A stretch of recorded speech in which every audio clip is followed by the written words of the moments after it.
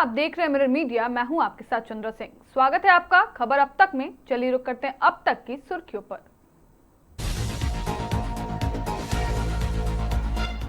झरिया में action mode में दिखे सांसद ढुल्लू महतो। अवैध कोयला कारोबार और विस्थापितों की समस्याओं पर जताई नाराजगी।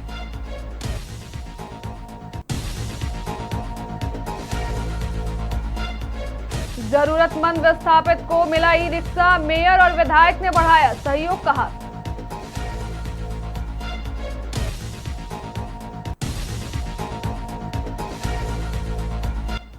पलामू में छात्रवृत्ति नहीं मिलने से परेशान बीएड छात्र। उपायुक्त से लगाई गुहार।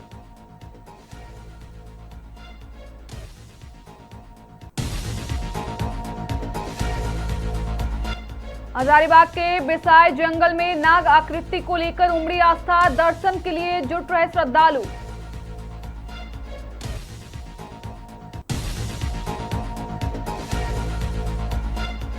देवघर में ब्राउन शुगर के खिलाफ बड़ी कार्रवाई। महिला समेत 6 गिरफ्तार।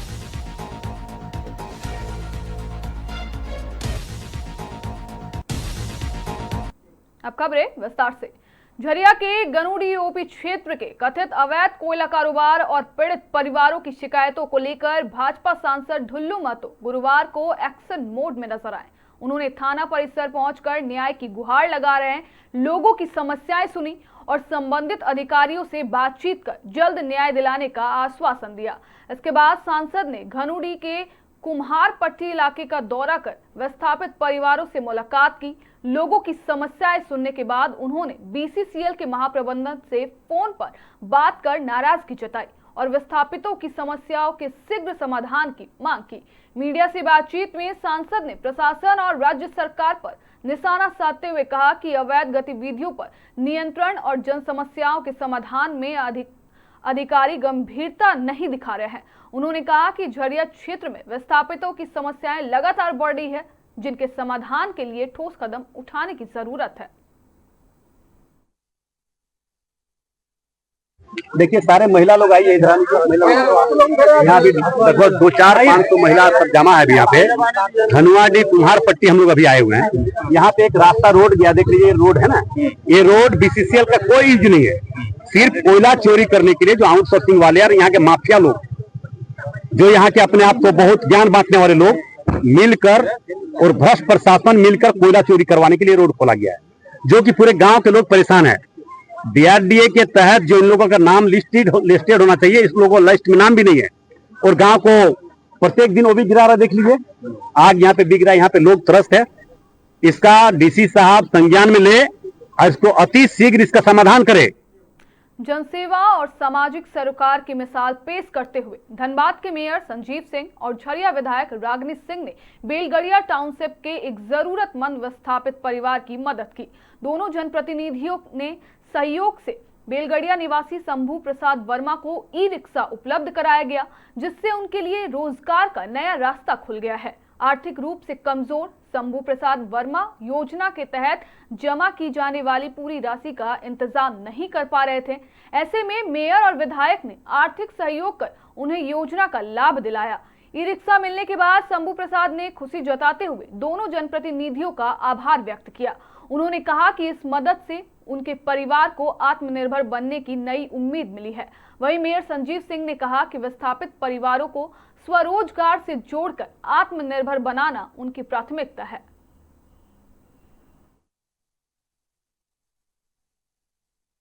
झरिया विधायक रागिनी जी का बहुत बड़ा योगदान है, क्योंकि आज वो किसी कार्य से कहीं बाहर गई हुई हैं और बीसीसीएल के तरफ से एक योजना थी कि टोटो वहाँ मिलता था लोगों को चलाने के लिए, जिसमें मोटा मोटी 2.5 लाख के लमसम में इसका कीमत है। और पहला किस्त जो है इसका 50,000 रुपया जो है आता था, तो विधायक जी के तरफ से जो है एक अमाउंट दिया गया और कुछ स्थानीय लोगों के सहयोग से और कुछ इनके सहयोग से एक व्यवस्था की गई, जिसके माध्यम से बीसीसीएल के माध्यम से वो पैसा जमा करने के बाद जो है इंश्योरेंस सहित जो है गाड़ी इनको मिला है। हम लोगों की शुभकामना है शंभू जी को कि ये आगे बढ़ें और अब पूरी मेहनत से अपना जो है काम करें और भगवान विश्वकर्मा इनको आगे बढ़ाएं। और मेरा यही होगा कि समाज में लोगों को बढ़ चढ़कर आगे भी हिस्सा लेना चाहिए, क्योंकि जिस तरह से आज के डेट में बेरोज़गारी की स्थिति पूरे देश में कायम है, संभव ये नहीं है कि आप हर जगह सबको रोज़गार दे सकते हैं। प्रसाद वर्मा। और ये टोटो किसका है? टोटो शंभू प्रसाद वर्मा का। तो कौन दिया, कैसे मिला, कौन मदद किया? जैसे कि 50,000 का राशि है इसमें जमा करने का, तो हम जो है कि कुछ पैसा जमा किए 25,000 के करीब, और बाकी बात जो है कि यहाँ मैडम के थ्रू हमको, भैया के थ्रू मिला पैसा। हाँ, यहाँ का थ्रू पैसा मिला। कहाँ रहते? सहयोग यहीं से मिला हमको, बेलगड़िया में रहते? बेलगड़िया में रहते हैं। तो रोजगार के लिए यही रोजगार के लिए मिला है, रोजगार कीजिए। यही टोटो आप मार्केट में लेने जाते थे, कितना पड़ता है इसका रेट?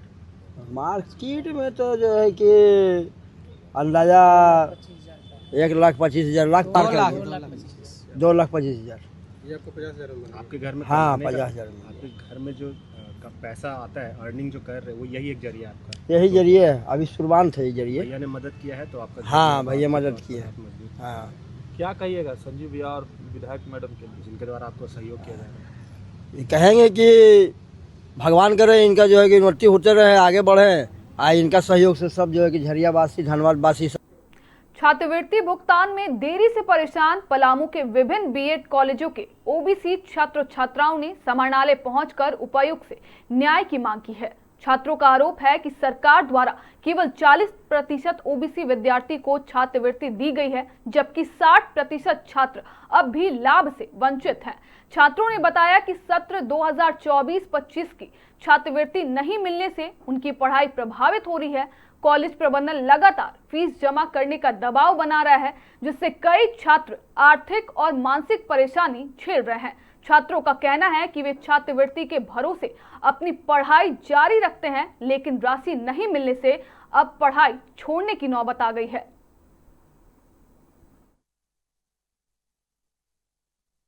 का समस्या यही है कि पूरे झारखंड में ओबीसी के बच्चों का 40% बच्चों का स्कॉलरशिप दिया गया, 60% बच्चों के साथ अन्याय किया गया। हम लोगों को अभी तक छात्रवृत्ति 2024-25 का अभी तक छात्रवृत्ति नहीं मिला है, और हम लोग छात्रवृत्ति पे ही डिपेंड होकर के हम लोग पढ़ाई करते हैं। हम लोगों को ये आस रहता है कि हम लोगों को राज्य सरकार, केंद्र सरकार हम लोगों को पैसा देगी, उसके सहायता से हम लोग पढ़ाई करेंगे। लेकिन ये राज्य सरकार 24-25 का पैसा अभी तक हम लोग को नहीं दिया है, और हम लोगों को कॉलेज की तरफ से हमेशा फीस के लिए टॉर्चर किया जाता है, और हम लोग इस कगार पे आ गए हैं कि अब हम लोग पढ़ाई छोड़ने की आर्थिक स्थिति में आ गए हैं। और जब भी हम लोग पदाधिकारी से मिलते हैं कि हम लोगों को कब मिलेगा स्कॉलरशिप, तो हमेशा यही बोला जाता है कि हम लोग राज्य सरकार का कोर्स दे दिए हैं, केंद्र सरकार का नहीं। परेशानी हो रहा है, अभी भी कॉलेज से डिमांड हो रहा है कि अभी फी भरना होगा। अब फी के लिए क्या है कि हमारे पास पैसा नहीं है। सोचे थे एडमिशन के टाइम पे स्कॉलरशिप आएगा तो उससे पढ़ाई पूरा कर लेंगे। अभी पिछला बार जो फी भरना था उसके लिए हस्बैंड से तो बहुत बहस हुआ, खैर दे दिए। लेकिन अभी हो रहा है कि अब बच्चे को पढ़ाएं कि खुद पढ़े। अब ऐसे अगर नहीं मिलेगा स्कॉलरशिप तो फिर पढ़ाई छोड़ना पड़ेगा। बस अब क्या कर सकते हैं। उम्मीद है कि अगर मिल जाएगा तो हमारी पढ़ाई भी पूरी होगी, आगे का हमारा भविष्य जो है उज्जवल हो। हजारीबाग में टाटी झरिया प्रखंड के बिसाई जंगल में एक पत्थर पर उभरी 7 नागों जैसी आकृति इन दिनों लोगों के आकर्षण का केंद्र बनी हुई है। आकृति की जानकारी फैलते ही बड़ी संख्या में श्रद्धालु और उत्सुक लोग यहां पहुंच रहे हैं। स्थानीय लोगों के अनुसार कई श्रद्धालु इस आकृति को नाग देवता का स्वरूप मानकर पूजा अर्चना कर रहे हैं। श्रद्धालु पास की नदी से जल लाकर आकृति पर अर्पित कर रहे हैं और अपनी मनोकामना की पूर्ति की प्रार्थना कर रहे हैं। प्रतिदिन सुबह से शाम तक यहां लोगों की भीड़ देखी जा रही है। हालांकि इस घटना को लेकर अलग अलग मत भी सामने आ रहे हैं। जहां श्रद्धालु इसे दैवीय संकेत और आस्था का प्रतीक मान रहे हैं, वहीं कुछ लोग इसे प्राकृतिक क्षरण और भूवैज्ञानिक प्रक्रिया का परिणाम बता रहे हैं। वास्तविकता चाहे जो भी हो, लेकिन बिसाई जंगल इन दिनों आस्था, जिज्ञासा और चर्चा का केंद्र बना हुआ है, जहां लगातार श्रद्धालुओं और पर्यटकों का आना जाना जारी है।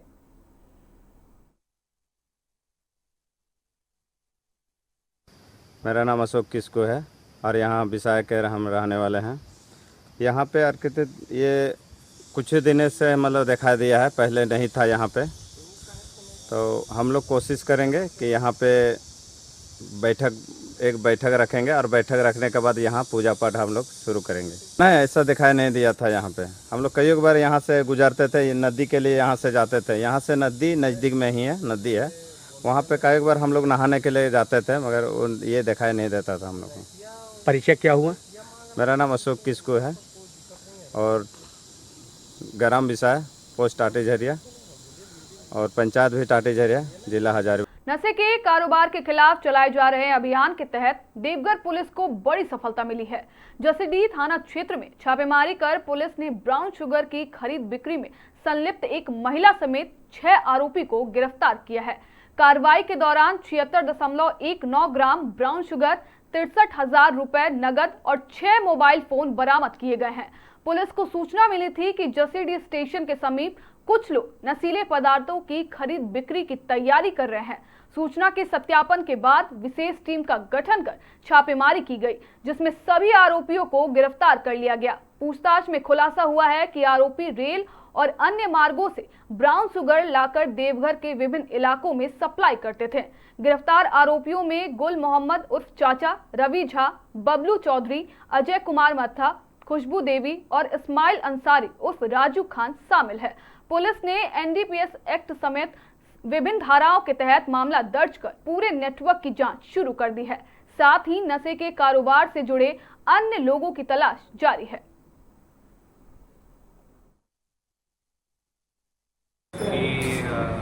नशे के विरुद्ध जो हमारा अभियान है, उसमें से एक नशे की डीलिंग हो रही है। अभी देवघर में हम लोग नशे का अभियान चला रहे हैं और जितने भी पेडलर्स हैं उनको हम लोग गिरफ्तार करके जेल भेजने की कोशिश कर रहे हैं। और इसमें लोगों को भी सूचना प्राप्त होती है। कल एक सूचना प्राप्त हुई थी कि जेसीडीह थाना के पास, जेसीडीह रेलवे स्टेशन जो है उसके पास एक रुइया धर्मशाला है, उसके पास कुछ जो पेडलर्स हैं वो जुट रहे हैं। तो इसी सूचना के आधार पे हमारी एक टीम का फॉर्मेशन हुआ और वो टीम वहाँ पे रेड करने गई।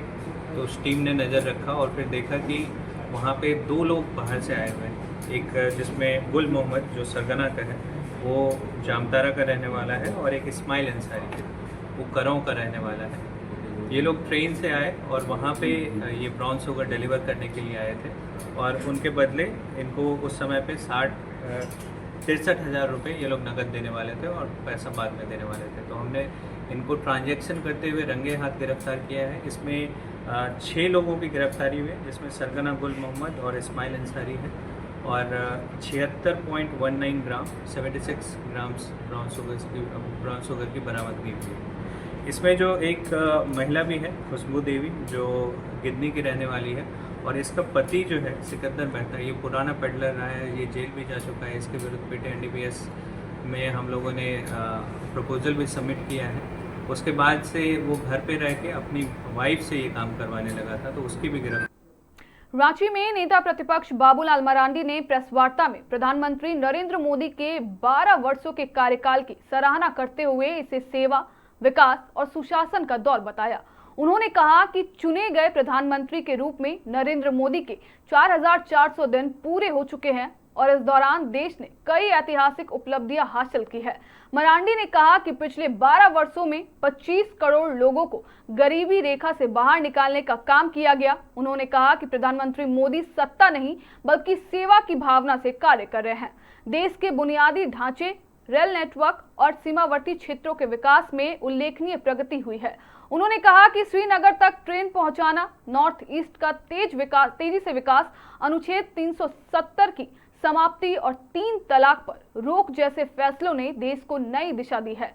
मरांडी ने कहा कि रक्षा क्षेत्र में भी भारत मजबूत हुआ है और 140 करोड़ देशवासियों को एक सूत्र में जोड़ने का काम किया गया है।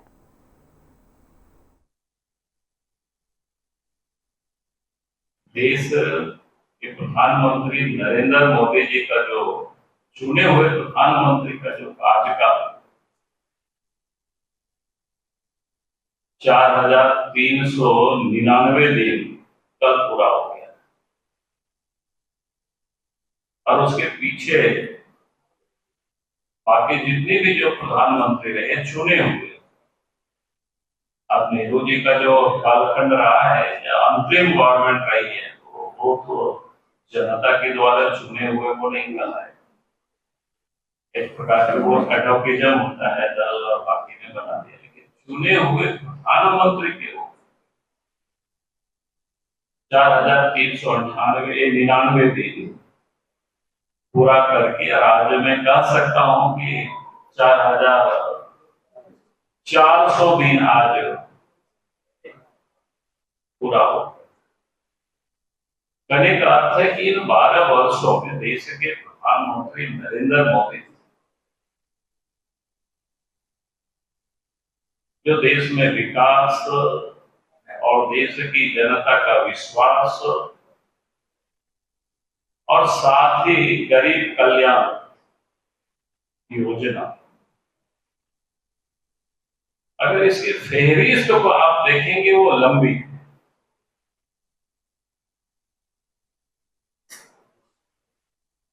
पांच वर्षों में उन्होंने जितना काम किया वो अपने आप में अद्भुत है। विकास की उन्होंने कीर्तिमान को स्थापित किया और विकास का एक मापदंड से आप उसको आंक सकते हो। जब देश के प्रधानमंत्री नरेंद्र मोदी जी बनने के बाद इन 12 वर्षों में 25 करोड़ लोगों को गरीबी रेखा से बाहर निकाला, इससे स्पष्ट होता है कि देश के प्रधानमंत्री नरेंद्र मोदी जी का ये जो 12 वर्षों का कालखंड रहा है,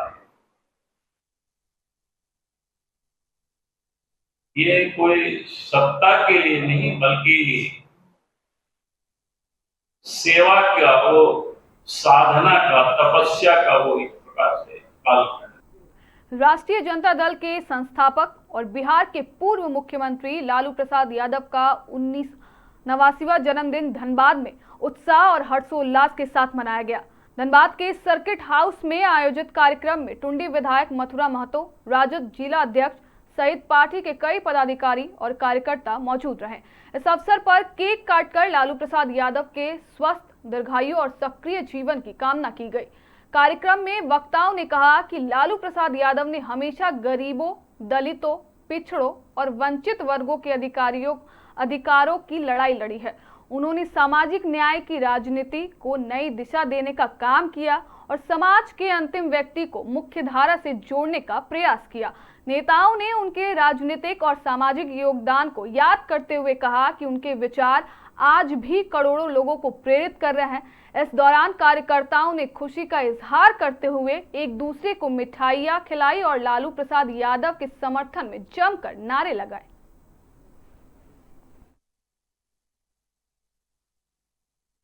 राष्ट्रीय जनता दल धनबाद के तमाम कार्यकर्ता, लालू जी के सिपाही, जो हिंदुस्तान के शेर, दलित, किसान, मजदूर, अल्पसंख्यक, वंचित समाज और दबे कुचले समाजों के मसीहा आदरणीय लालू प्रसाद यादव जी का 19वां हम लोग ये जन्म दिवस मना रहे हैं, 79 बर्थडे मना रहे हैं। जनता दल बाद में राजद उभर करके पूरे देश में आया। आज नतीजा है कि जो भारत के प्रधानमंत्री जो 15-12 साल से बने हुए हैं वो बैकवर्ड ओबीसी हैं। वो इसी लालू जो देन है या उनके ये आंदोलन है कि आज उस मुकाम पर पहुंचे हुए हैं पिछड़ा वर्ग के ओबीसी के लोग। तो लालू यादव उन गरीब गुरुआ के काम किए, सामाजिक न्याय का पुरोधा ऐसे उनको नहीं कहा जाता है। उन्होंने गरीब किसानों के लिए काम किए। जो लोग स्कूल जाने के लायक नहीं था ऐसे लोग गांव में जा करके उनको बच्चों को नहला करके और तो लोग वहां पर पूछा कि गांव में कौन आदमी पढ़ा लिखा है भाई, तो फलना पढ़ा लिखा, चलो आज से तुम इस जगह में तुम टीचर तुम बहाली किया जाता। साथ ही साथ फिलहाल के लिए इतना ही। बाकी तमाम खबरों के लिए बने रहें मिरर मीडिया के साथ।